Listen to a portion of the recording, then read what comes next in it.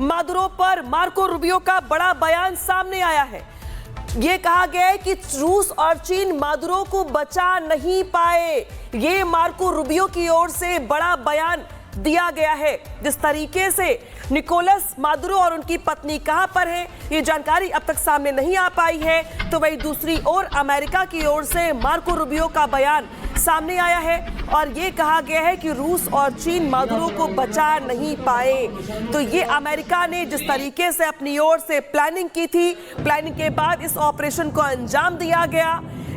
एक तरीके से वेनेजुएला के जो राष्ट्रपति उनकी पत्नी है कहां पर है ये भी किसी को पता नहीं है। एक और बड़ी खबर आ गई है जहां अमेरिका के हमले के बाद रूस की मांग सामने आई है। रूस ने यूएनएससी में बैठक की मांग की है और ये कहा है कि ये वेनेजुएला की संप्रभुता पर बड़ा हमला है। यूएनएससी में इमरजेंसी मीटिंग की मांग यहां पर रूस की ओर से की गई है और ये कहा गया है कि वेनेजुएला की संप्रभुता पे ये बड़ा हमला है। तो दुनिया के कई देश ऐसे भी हैं जिनकी नजरें इस पर बनी हुई हैं और उनकी ओर से अंतर्राष्ट्रीय मंच पर इसको उठाने की मांग की जा रही है। यूनिवर्सिटी में इमरजेंसी मीटिंग की मांग यहां पे की जा रही है। तो वहीं अमेरिका अपने स्टैंड पर अड़ी है। इस बीच एक और बड़ी खबर आ गई है जहां पे अमेरिका के हमलों को इटली ने कहा कि हमारी हालात पर पूरी नजर है।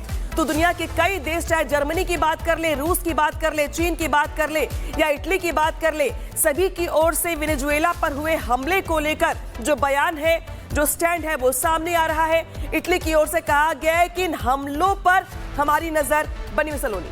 बिल्कुल, और हमारे साथ लगातार defence expert colonel Shailendra sir जुड़े हुए हैं। कर्नल शैलेंद्र सर, आपसे जरा ये समझना चाहेंगे जो तेल का खेल है ये कहां पर ले आया? नहीं, जय हिंद, नमस्कार। सबसे बड़ी बात यही है कि तेल का खेल, ना केवल तेल का खेल, ऑफिशियल तो ये है कि ड्रग्स के लिए आए हैं। यूएस का जो बेसिक स्टैंड है कि ड्रग कार्टेल के पीछे आए हैं।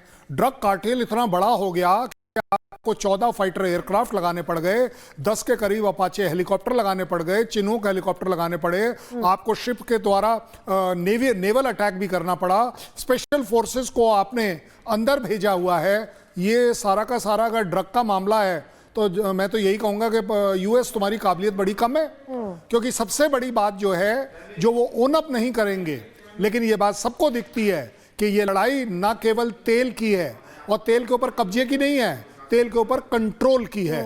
क्योंकि अब यूएस चाहेगा कि वहां पर एक ऐसी गवर्नमेंट आए जो कि उनकी पपेट गवर्नमेंट हो।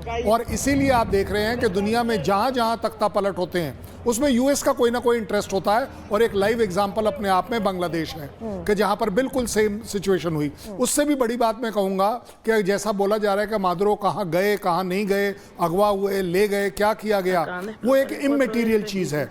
आज की तारीख में वेनेजुएला में वो ताकत है ही नहीं कि वो अपने आप में यूएस के सामने खड़ा होता है। कहां नंबर 1 और कहां नंबर 51।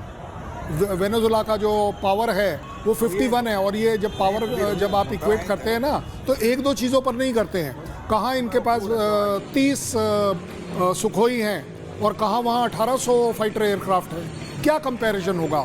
क्या किस जो स्टेटमेंट निकल कर आ रही है कि यस वेनेजुएला बोलता है कि हम लोहा लेंगे या लड़ लेंगे, वो लड़ नहीं पाएंगे, ये सबको पता है। और जहाँ तक चाइना जैसी कंट्री के सपोर्ट की बात चल रही है, चाइना मेरे से आज लिखवा लीजिए कभी किसी दूसरी की लड़ाई में नहीं आएगा, आ ही नहीं सकता।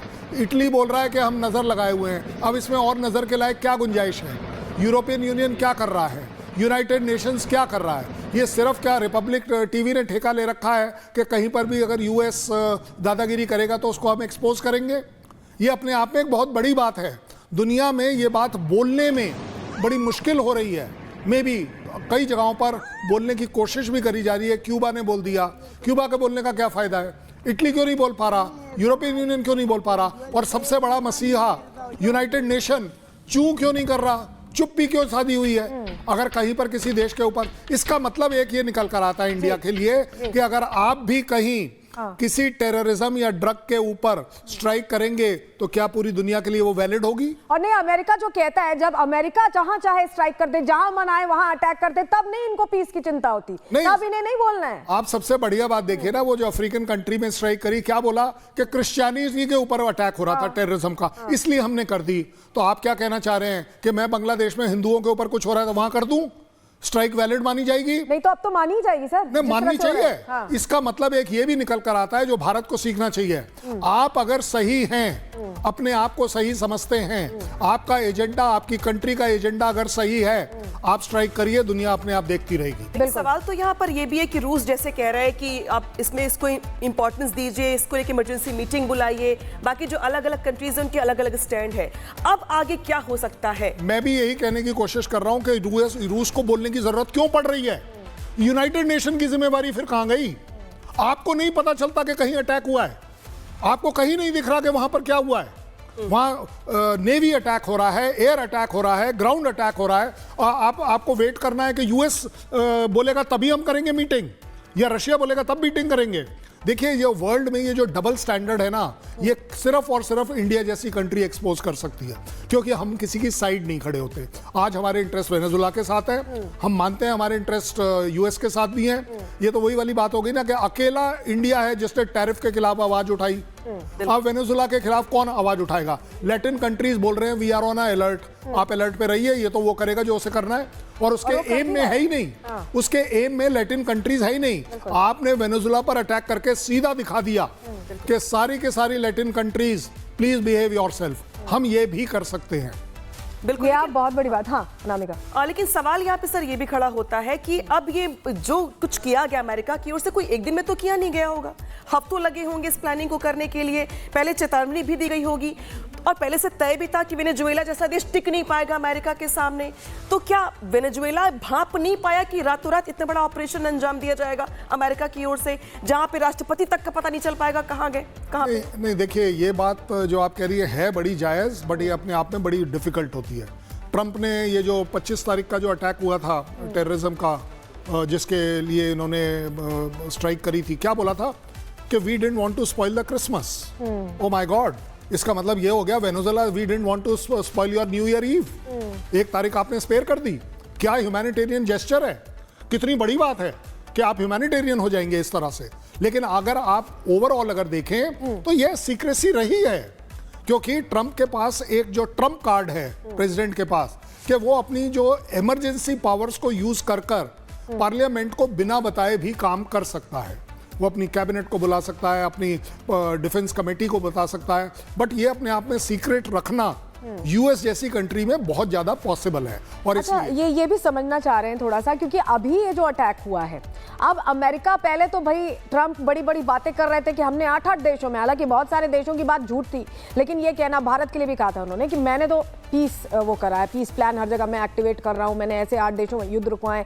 नोबेल प्राइज नहीं मिल पाया, तो क्या खींच अब इस तरह से उतर रही है? नहीं, खींच तो उतरने की बात छोड़िए, अब आप मेरी से गारंटी ले लीजिए, जो अब नया प्रेसिडेंट बनेगा ना, वो मैडम वही बनेंगे जिनको नोबेल पीस प्राइज मिला है, क्योंकि उन्होंने क्या मारियो या व्हाटएवर हर नेम इज, सो उनका बढ़िया काम ये रहा कि उन्होंने एक समय पर स्ट्रैटेजिकली ये बात बोल दी कि ये तो मैं ट्रंप साहब को डेडिकेट करती हूँ। इसका मतलब क्या है? एज अ ऑपोजिशन लीडर आपने पॉलिटिक्स खेल दी। इसका मतलब ये भी है कि वेनेजुएला में ये चीज काफी टाइम से ब्रू हो रही होगी। बिल्कुल, ये जो कॉफी निकलकर बनकर आई है, जो पूरी दुनिया देख रही है, ये अपने आप में रातों रात नहीं बनती है, इसको घोटा गया होगा पहले। उसको जो बोलते हैं ना, पुराने जमाने के हिसाब से हम लोग घोटते थे कॉफी को, ये वो वाला काम है। और इसके अंदर यूएस माहिर है, इसमें कोई डाउट नहीं है।